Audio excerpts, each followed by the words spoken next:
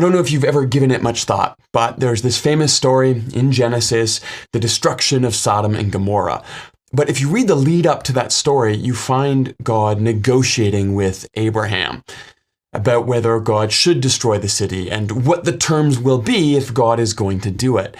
It's a highly anthropomorphized story about God. I don't think it's an objective picture of the divine, but it is a story that's meant to tell us something about who God is and our relationship to that God.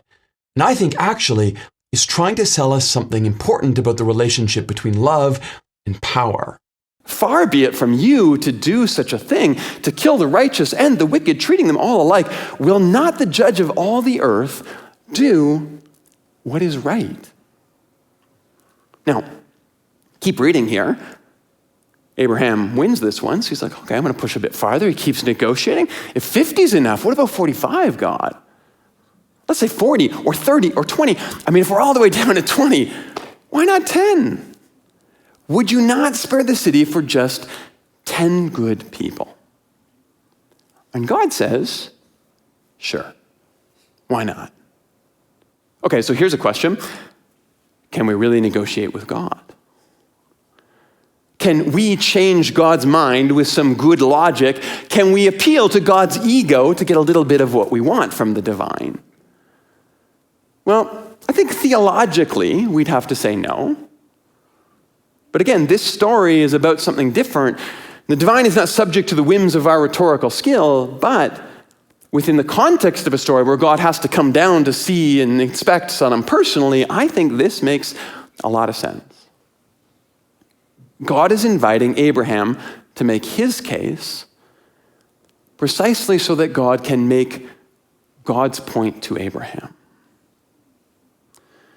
Nahum Sarna is a very well-regarded Jewish scholar who's written a lot about the story of Abraham, and in particular, this story here.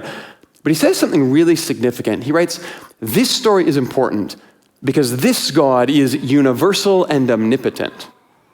And humankind needs assurances that this almighty power is not going to be indiscriminately applied. That this God is not capricious like all the other gods. And Sarna's point here is that the Yahweh God of Genesis is absolutely unlike any previous conception of deity. This God is not localized, not hemmed in by mountains or rivers, but that also means this God is inescapable. And this God is invested in all people, though ultimately for the good of all people. That's the basis of God's promise to Abraham in chapter 12, but that also means this God is inevitable. And the problem with that kind of God, in a world that is dominated by the imagination of petty and jealous gods, is that a truly omnipotent deity that turns out to be evil is, well, that's terrifying. You can't run from this kind of God. You can't hide from this kind of God. You can't call on a bigger God to defend you from this kind of God. You are completely at the mercy of a God who is, as Abraham says, judge of all the earth. And so for Sarna, the reason the Hebrews told this story, the reason God lets Abraham, even invites Abraham to negotiate the terms, is not because the game was ever up for grabs. It's because this God wants Abraham to know, wants us as readers to know, that the primary characteristic of this God is not power, it is responsiveness.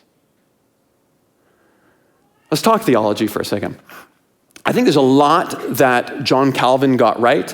I actually think he was quite brilliant, to be fair. One of the things I am convinced he got wrong was grounding all of his theology in the sovereignty of God. Now, yes, God can do whatever God wants. That's kind of the point of being God. But my contention is that power is the least fascinating thing about God to God. See, we think power is important because every time we get a little bit of it, we like that. We become enamored with it, and we think we need more of it. But God has infinite power, inexhaustible ability, limitless capacity, and that means the only thing that could ever be interesting to God about power would be to give it away. And that is what we call love. The intentional surrender of a piece of ourselves to another for the possibility of relationship. And if that's true, then this story is not just about God changing God's mind, it's about God patiently standing before Abraham, letting Abraham discover for himself exactly who this God is. And for me, the fact that this God would do this, that God would countenance these kind of questions, none of this is an abdication of God's power. It is, for my money anyway, where we actually see what divine power looks like. It looks like responsive love.